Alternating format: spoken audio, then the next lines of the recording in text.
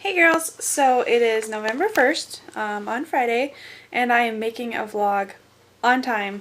How about that? So I am 33 weeks today, and that's really exciting. Baby is the size of, I think it's a jackfruit. Correct me if I'm wrong. The spiky green. It might be a durian. I have no idea. The picture that is the thumbnail for this video, that's what size the baby is. But yeah, so that is exciting. At our ultrasound on Tuesday, baby weighed in at 4 pounds 4 ounces. So he definitely is not measuring big.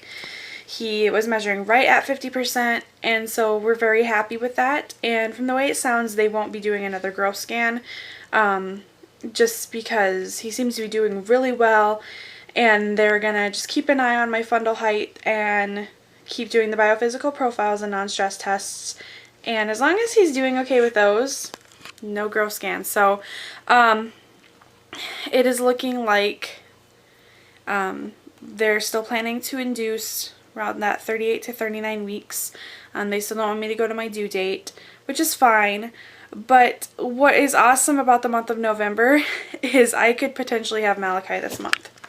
That's if I go into labor on my own, I could have him in my arms this month. I am full term on Black Friday, and so the next day is my grandma's birthday.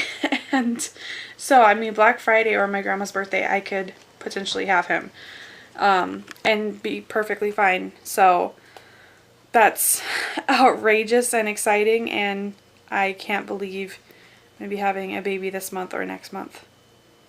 Yeah. So I wanted to cover kind of a couple of topics since I actually feel up to vlogging on time and everything. And, you know, I watch a bunch of other pregnancy vlogs, and I don't see many women covering one of the topics I'm going to cover.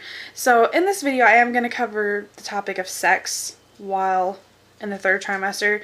So if that topic makes you squeamish or you just don't want to hear it, I would just stop watching the video now, because it is going to get mentioned. One more thing before I go to that, though, is that my gestational diabetes.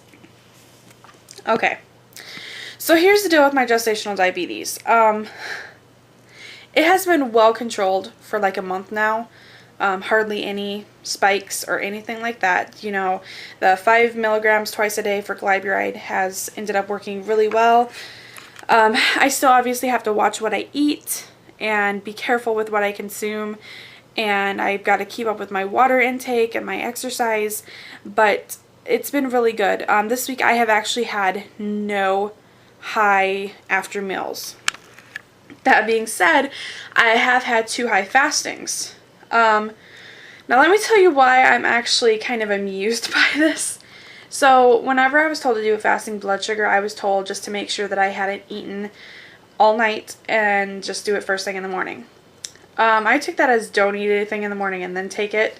No one really elaborated with me that that also means you're not supposed to get up or do anything before you take it. So, yeah, the 2 days that it was high was completely my fault. Completely my fault, because I had no clue that getting up and doing something affected the blood sugar. I was not aware of that at all. So I was looking up how to naturally control high fasting levels.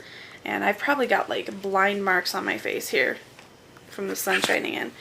But anyway, I was looking up how to control high fasting levels, and I found just below it, it's saying that a fasting level will be high if you get up and do something.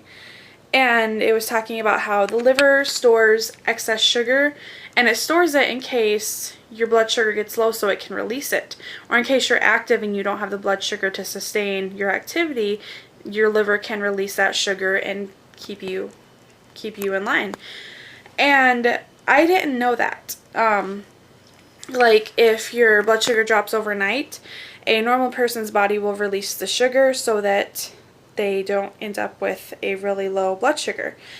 And so, yeah, needless to say, I ended, let's see, Sunday night with a 121, which is 1 point over for my blood sugar. This is my blood sugar chart from last week, though, because I take it in once a week, and my chart ends on Sundays and Mondays, just depending. So I ended up with a 121. Like I said, I haven't had a high after meal this week. And the next morning, it was a 113, and I thought, how did that happen? So I was freaking out, and yeah, because that's basically been the sign they've been looking for to switch me to insulin, is if my fasting numbers start getting elevated. And so I immediately took in my blood sugars Monday morning and just said, this is what's going on. I got a high one, so let me know. And I was basically waiting for them to say, okay, you know, it's insulin time. Well, I had my appointment on Tuesday, and she's like, well, I'm not going to worry about one high because, you know, it could be a fluke and there could be a bunch of different things. And I didn't even think, well, you know, I had gotten up because I couldn't sleep and done a bunch of stuff and was intimate before I took my blood sugar. So, yeah, basically what has happened is these 2 days that I have gone up and done something like, my other high was on a day that I got up and took a shower and shaved my legs, and anyone who's 8 months pregnant knows how strenuous it can be to just shave your legs. And I had done all of this before taking my blood sugar. So I had been up for like an hour doing stuff because I wanted to basically wait to take it, thinking that it was going to be on the lower end, and I didn't want to take it at 4 a.m. when I first woke up. So I would have been better off taking it at 4 a.m. because it probably would have been a good fasting number. But since I got up and I was active, they were slightly elevated. So I learned my lesson from that after the fact. So basically my blood sugars have been perfect, except for my little bit of stupidity. So if you didn't know that, you were not supposed to do anything before taking your fasting. And I feel like an idiot, but no one ever really elaborated on that for me. So I thought I'd bring that up. Another thing is, it's a good thing I only have like a month left until I have this baby, because my glucometer here, it's just, the case is just falling apart. It's a hot mess. Symptoms this week, there's been back pain, there's been hip pain, there's been an increase in Braxton Hicks contractions. Anytime I do a lot of walking, I get them. Last night we had our first childbirth class, and it was horrible. The chairs were so horrible. I'm not saying the class was horrible. The class was actually really informative, and the instructors were hilarious, and come to find out they knew my parents and everything, and one of them knew Mark, and one of them actually told Mark that he looks just like his dad, and come to find out they thought that his older brother was his dad, because Mark just looks young, and I guess his older brother didn't look too young to them, so. But yeah, that was fun, but the chairs were completely uncomfortable, and I ended up having contractions because of the chairs. But I have had an increase in Braxton Hicks, but nothing to worry about. Just, yeah, they are painful for me. A lot of people will tell you they're not supposed to be painful. Yeah, they can be painful. They can be very painful. But yeah, I just thought I'd throw that out there. They can be painful. But the back and hip pain, and that has to do partly with the way Malachi is positioned right now. He's got his nose and everything turned towards my spine, so that puts pressure on the spine, which leads to the back pain. The hip pain is because he is dropped and he is engaging into my pelvis. So again, that's a good sign, as you know, I really want to go into labor on my own without being induced. Obviously not early, but so that was good.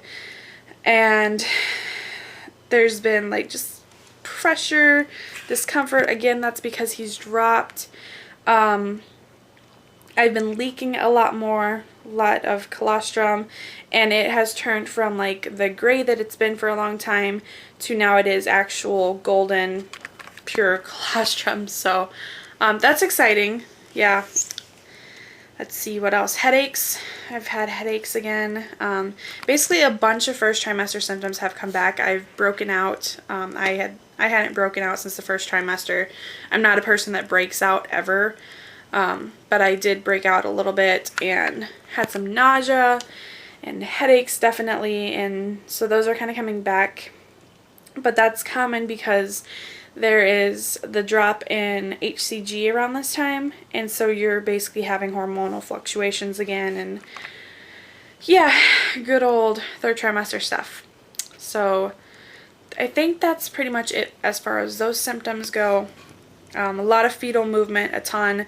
The movement has become so painful. There's hardly a time when the movement isn't painful now, but it's still fun to feel even when it is painful because I know that he's doing well.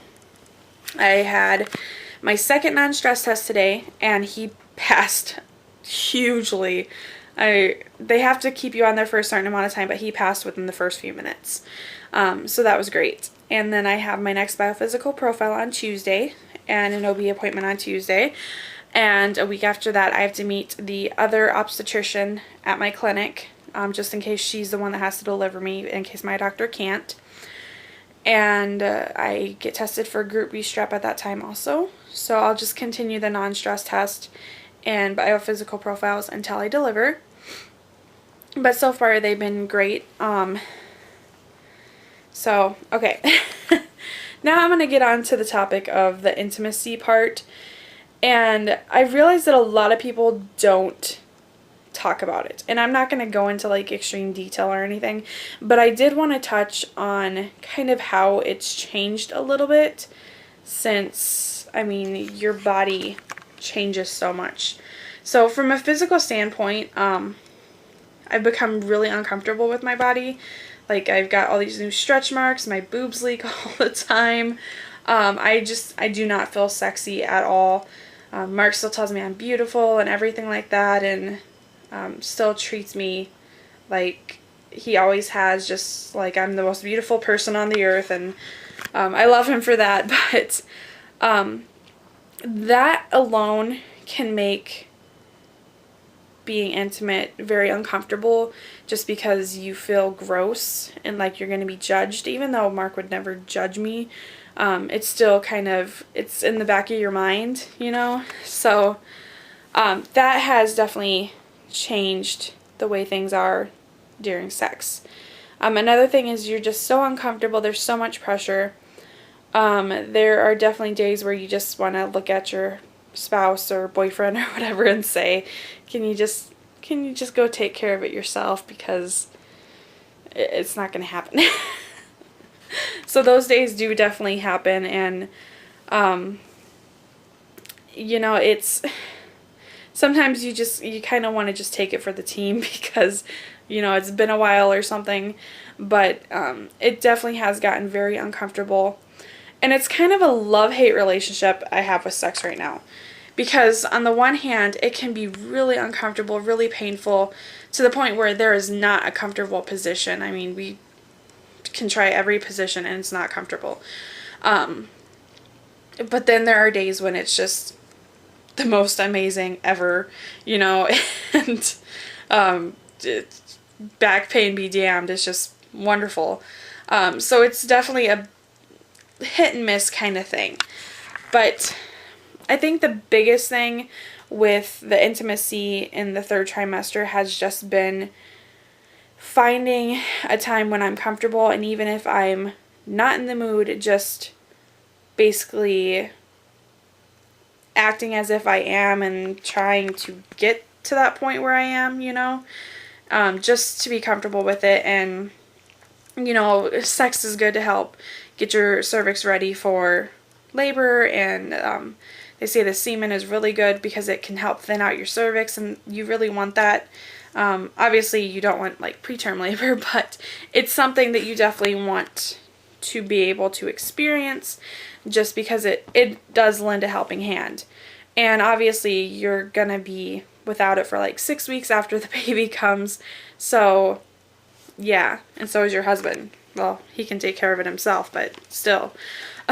So it's definitely something that I look at like, okay, I don't really want to give this up yet, but sometimes it's just so uncomfortable. And yeah, so that has definitely changed a lot of stuff. Feel gross, feel uncomfortable. It just really puts a damper on your sex life. But I wanted to cover that and kind of just throw that out there, in case there's anyone that's wondering what it's going to be like, or thinking that they were alone in it. You're not. And you might just be a lucky person who absolutely has no problems having sex until the day you deliver. I don't know. I'm not one of those people. So, yeah.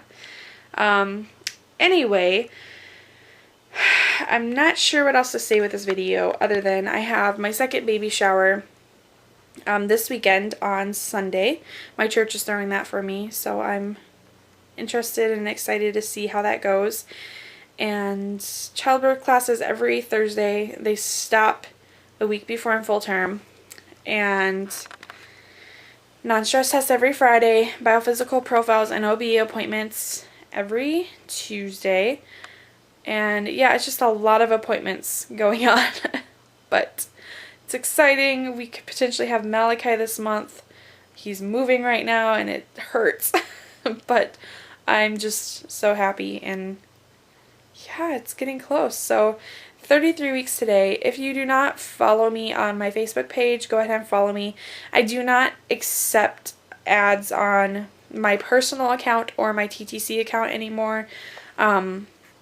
Just because, well, I don't really need to explain it. My personal account is for obvious reasons. It's personal. And then my TTC account, I've just found that I like having a smaller group of people that I follow on there. And it just, I'm very particular. So you can follow my Facebook page. I will link it below, and I think there's a link on my channel. But yeah, that is all for now. And I'll hopefully see you next week. Alright, bye.